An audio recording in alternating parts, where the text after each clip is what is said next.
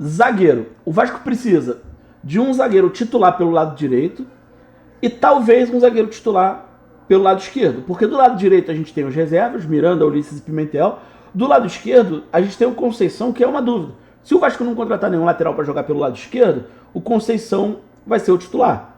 Mas se o Vasco contratar um jogador, dois zagueiros, um acima da média na direita e um acima da média na esquerda, o Conceição com certeza vai cair para o banco.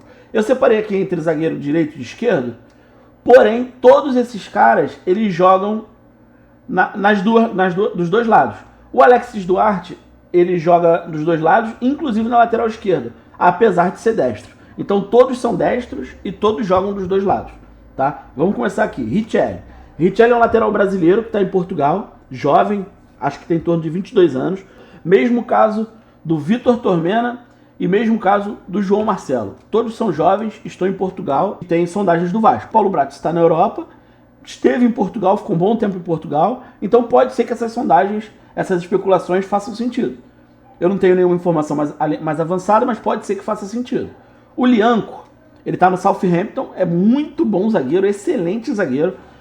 O empresário do Lianco deu uma declaração que o desejo do jogador é voltar ao Brasil para ficar mais perto da seleção brasileira. Como ele está em time pequeno na Europa, ele acha que está atrapalhando a chance dele de pegar a seleção e ele queria voltar ao Brasil para poder pegar a seleção. Mas o Southampton, que é o time do Lianco, não está muito disposto a liberar o jogador. O jogador é utilizado, ele não é titular, mas ele entra, ele joga, e então está esse impasse. O Lianco quer vir, o time não quer liberar, vai depender de repente aí de uma proposta de uma compensação financeira para valer a pena ao clube liberar, mas o Lianco é um jogador de 25 anos, bom jogador, com passagem na Europa, é um jogador que vale a pena investir um dinheiro que daqui a pouco você vende ele de novo, daqui a 2, 3 anos.